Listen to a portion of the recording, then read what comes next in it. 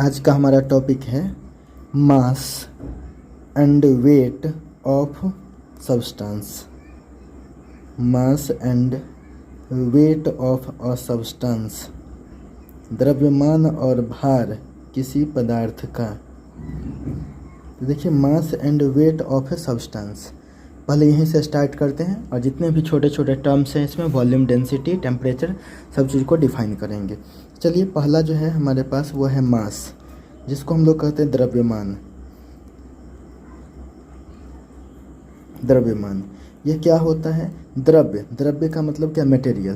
तो किसी भी सब्सटेंस में मटेरियल का जितना अमाउंट रहता है उसी को कहते हैं हम लोग मास। यानी हम लिख सकते हैं यहाँ पर कि द अमाउंट, अमाउंट मतलब क्या हो गया? मात्रा। किसका? Of material, of material, material का, यानी कि किसी द्रव्य का मात्रा किसमें? Present in a substance, present in a substance, किसी पदार्थ में द्रव्य की मात्रा इज कॉल्ड, कहलाती है क्या? मास, द्रव्यमान कहलाती है। देखिए, द अमाउंट यानी मात्रा, किसका? ऑफ मैटर, पदार्थ की। कहाँ? तो प्रेजेंट, उपस्थित है। कहाँ पर? इन अ सब्सटेंस, किसी पदार्थ में। तो किसी पदार्थ में उपस्थित द्रव्य के मात्रा ही क्या कहलाती? इज कॉल्ड, कहलाती है मास। तो इस तरह से हम जो है ना इस मास को डिफाइन कर लिए। इट्स एसआई यूनिट, इसका एसआई यूनिट क्या होता है? इट्स एसआई यूनिट इज, इसका एसआई मात्रक जो है वो क्या होता है? किलोग्राम, वो होता है किलोग्राम, किलोग्राम, स्मॉल के स्मॉल जी। इस तरह से तो हमने क्या देखा कि the amount of material present in a substance, किसी पदार्थ में उपस्थित द्रव्य के मात्रा को ही क्या कहते हैं हम लोग? द्रव्यमान कहते हैं। अब है वेट। तो देखिए, वेट क्या होता है? तो वेट और मास, इसको कहते हैं हम लोग भार। तो भार क्या होता है, इस चीज़ को समझना है। अगर फिजिक्स के हिसाब से इस चीज़ को हम देखें तो हम ऐसे कह सकते हैं कि जो ग्रेविटी फोर्स है उसी का मैग्नीट्यूड क्या कहलाता है? वेट कहलाता है, भार कहलाता है। तो हम लिख सकते हैं यहाँ पर कि the magnitude of, the magnitude of gravity force, the magnitude of gravity force, gravity force, the magnitude मतलब परिमाण, परिमाण किसका? ऑफ ग्रेविटी फोर्स, गुरुत्व बल का, गुरुत्व बल, गुरुत्व बल का परिमाण, डायरेक्शन नहीं, क्योंकि फोर्स जो है वो क्या होता है? फोर्स जो है वह एक वेक्टर क्वांटिटी है, जबकि वेट की यहाँ पर बात की जाए उसमें से केवल मैग्नीट्यूड, क्योंकि वेक्टर के लिए मैग्नीट्यूड डायरेक्शन दोनों का होना जरूरी है, तो उसमें से डायरेक्शन नहीं, क्योंकि जब हम ग्रेविटी फोर्स की बात करते हैं तो यह अंडरस्टूड है कि ऑलवेज यह डाउनवर्ड ही होता है। तो इसलिए सीधे इसका जो है ना मैग्नीट्यूड की बात कही गई कि द ग्रेविटी फोर्स का जो मैग्नीट्यूड है, यानी the magnitude of gravity force is called wait.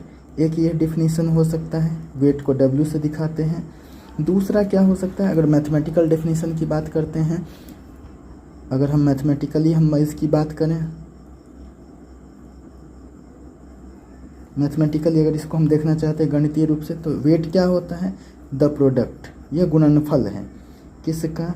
तो देखिए, the product of mass, mass जिसको हम स्मॉल m से दिखाते हैं, and acceleration due to gravity, and acceleration, acceleration due to gravity, gravity जिसको हम स्मॉल a कहते हैं।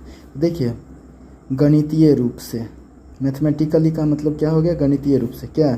द प्रोडक्ट, गुणनफल किसका? ऑफ मास, द्रव्यमान का, एंड और किसका? एक्सेलरेशन ड्यू टू ग्रेविटी, जिसको हम ए से दिखाते हैं, जिसको हम कहते हैं गुरुत्वीय त्वरण। यानी द्रव्यमान और गुरुत्वीय त्वरण का जो गुणनफल है, गुरुत्वीय त्वरण। तो देखिए, द प्रोडक्ट, प्रोडक्ट का मतलब क्या हो गया? गुणनफल किसका? तो mass and acceleration due to gravity.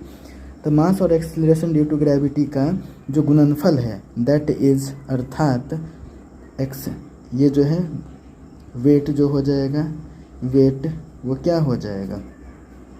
तो यहाँ पर सबसे पहले एक चीज़ जोड़ दीजिए, is called weight, is called weight, उसको हम लोग क्या कहते हैं? वेट कहते हैं। That is weight equal to क्या हो जाएगा?